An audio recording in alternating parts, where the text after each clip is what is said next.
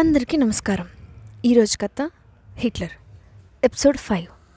హాసిని తన మొండి ధైర్యంతో విరాట్తో మాట్లాడాలని నిర్ణయించుకుంది.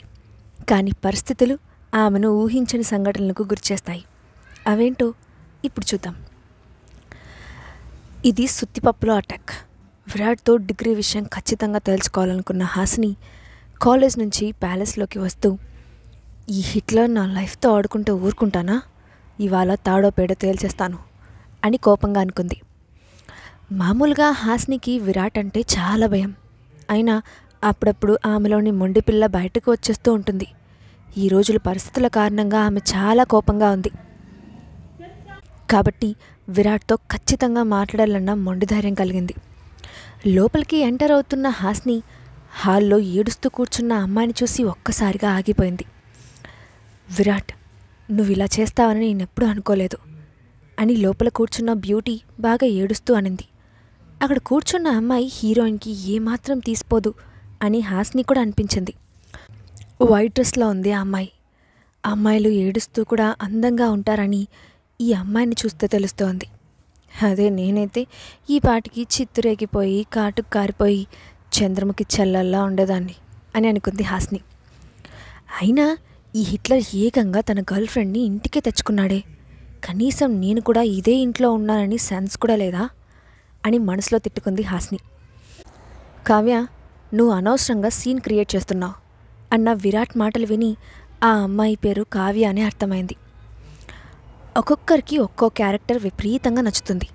అలాగే కావ్యకు చిన్నప్పటి నుంచి విరాట్ అంటే పిచ్చి. ఎప్పటికైనా అతన్ని పెళ్లి చేసుకోవాలనే కలలు కనింది. అయితే విరాట్కు మాత్రం కావ్యపై ఎటువంటి ఫీలింగ్స్ లేవు. నీకు బయట ఎంతో మందితో అఫైర్ ఉందని ఎన్ని రూమర్స్ వచ్చినా నేను ఎప్పుడూ పట్టించుకోలేదు. నేను నిన్ను ఎంత ఇష్టపడుతున్నానో నీకు బాగా తెలుసు. కానీ ఇప్పుడు నువ్వు పెళ్లి చేసుకోవడం, అది కూడా నాకు తెలియకుండా, నేను తట్టుకోలేకపోతున్నాను. నేను నీ నుంచి ఇది ఎక్స్పెక్ట్ చేయలేదు విరాట్ అని కావ్య ఏడుస్తూ అంది.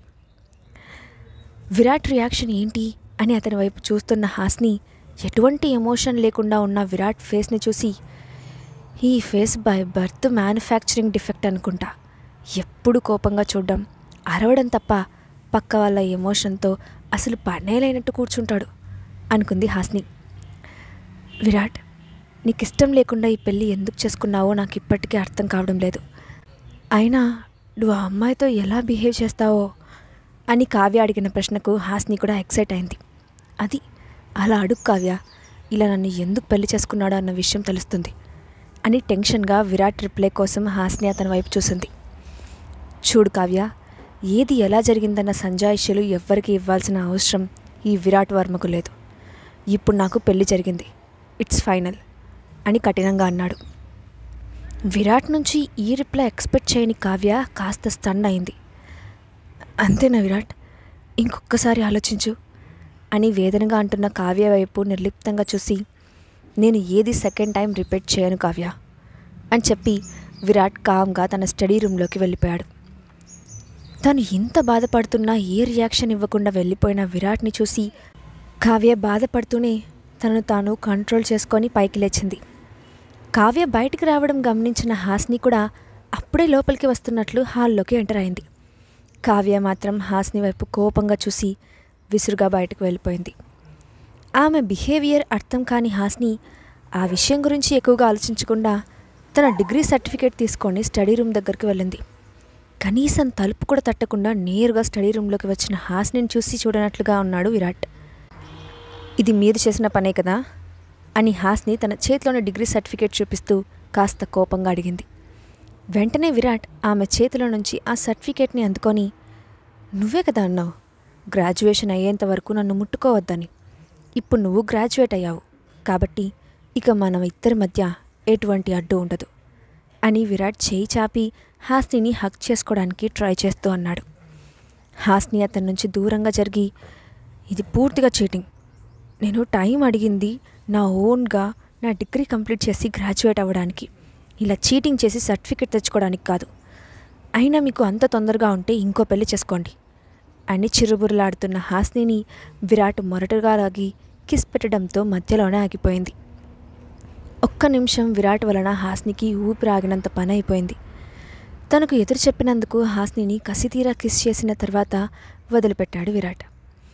ఎందుకే నేను టైం కావాలి అంది.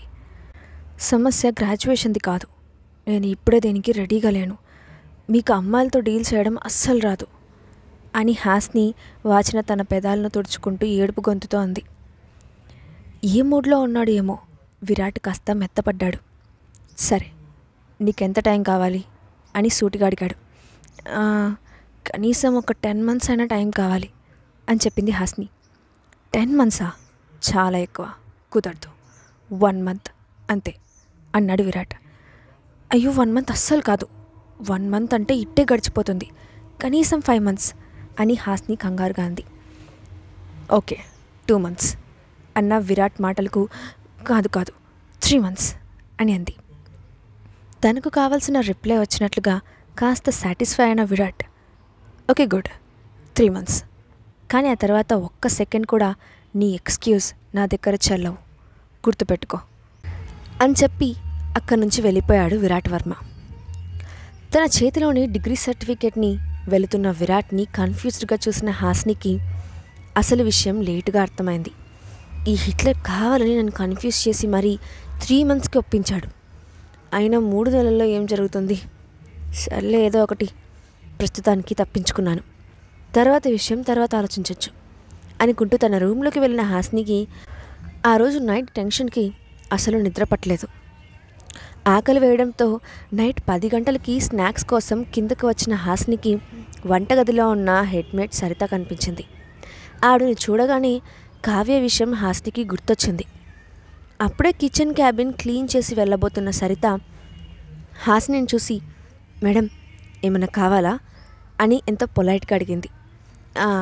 ఏం లేదు, స్నాక్స్ కోసం వచ్చాను, నేను తీసుకుంటానులే, నో ప్రాబ్లం అని కబోర్డ్లో స్నాక్స్ తీసుకున్న హాస్ని అక్కడే ఉన్న సరిత వైపు చూసి అవును, సాయంత్రం నేను కాలేజ్ నుంచి వచ్చే టైంకి ఒక అమ్మాయి ఏడుస్తూ వెళ్ళింది, తను ఐ థింక్ తన పేరు కావ్య అనుకుంటా, తనకి విరాట్కి ఎలా పరిచయం అని అడిగింది.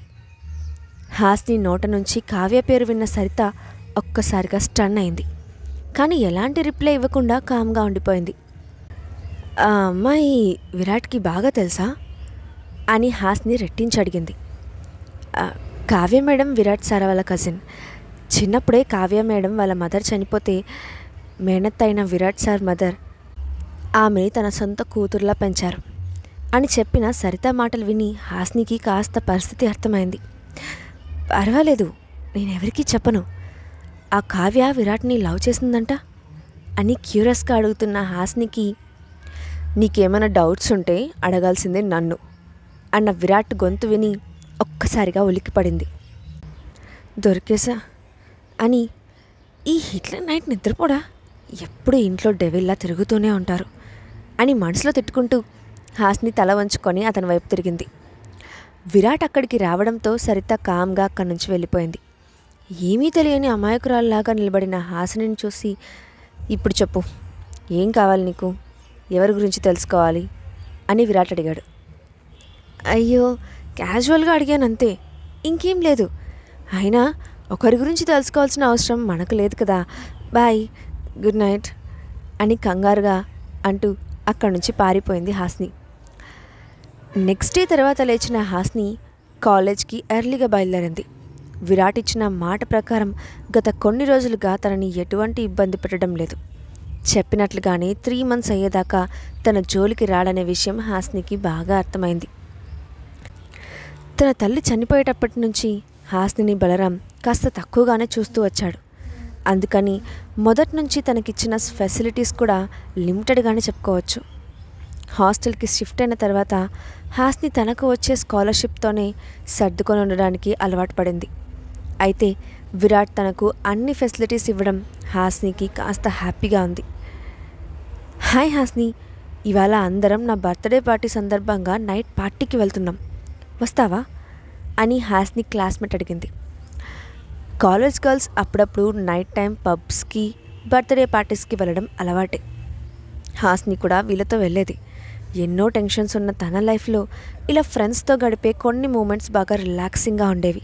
కాబట్టి మ్యాక్సిమం ఇటువంటి ఈవెంట్స్కి తను మిస్ అయ్యేది కాదు. కానీ ఇప్పుడు హాస్ని ఉన్న సిచ్యువేషన్ వేరు. ఆ విషయం అక్కడున్న కీర్తికి తప్ప ఇంకెవ్వరికీ తెలియదు. హాస్ని వల్ల హాస్టల్ వార్డెన్ చాలా స్ట్రిక్ట్. ఇంతకు ముందులాగా తను ఊరికి బయటకు రావడం కుదరదు. నైట్ పార్టీస్ లాంటి వాటికైతే అస్సలు కుదరదు అనుకుంటా అని అంది కీర్తి. హాస్నికి పెళ్ళైందని, హాస్ని ఇప్పుడు విరాట్తో కలిసి ప్యాలెస్లో ఉంటుందన్న విషయం చెప్పకుండా హాస్నికి బదులుగా కీర్తి అలా రిప్లై ఇచ్చింది. ఓ అవునా, సారీ హాస్ని, నాకు తెలియదు. ఇట్స్ ఓకే, బట్ నువ్వు కూడా వస్తే బాగుండేది అని ఆ క్లాస్మేట్ చెప్పి వెళ్ళిపోయింది.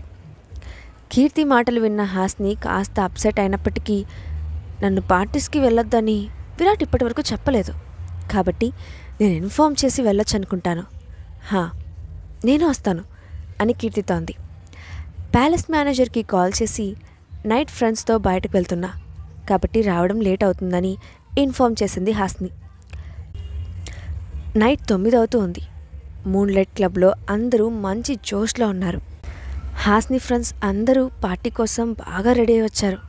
వాళ్ళు వేసుకున్న బట్టలు చాలా చిన్నవిగా, మేకప్ చాలా ఎక్కువగా ఉంది. వాళ్ళ అవతారం చూసి హాస్ని, కీర్తి ఇద్దరూ లోపల నవ్వుకున్నారు. అక్కడంతా చాలా హడావిడిగా ఉంది. కొందరు డ్రింక్స్ తాగుతుంటే మరికొందరు డ్యాన్స్ ఫ్లోర్ మీద మాస్ సాంగ్స్కి స్టెప్స్ వేస్తూ ఎంజాయ్ చేస్తూ ఉన్నారు. హాస్ని, నువ్వు కాస్త మేకప్ వేసుకుంటే బాగుండేది, మరి చాలా సింపుల్గా వచ్చావు అని అంది కీర్తి. ఈ పార్టీలో నన్నెవరు చూస్తారులే అని హాస్ని నిట్టూర్పుగా చెప్పింది. పిచ్చి పిచ్చి మాటలు మాట్లాడకుండా నోరు మూసుకొని వెళ్ళి కాస్త టచ్అప్ ఇవ్వు, ఇదిగో మేకప్ కిట్ అంటూ బ్యాగ్లోని మేకప్ బాక్స్ని ఇచ్చింది కీర్తి. మేకప్ వేసుకొని ఏం చేస్తాను, నా లైఫే ట్రాజడీగా తయారైంది. ఎవరినైతే పెళ్లి చేసుకోవాలనుకున్నానో ఇప్పుడు వాడు అన్నని పెళ్లి చేసుకొని వాడికి వదిననయ్యా.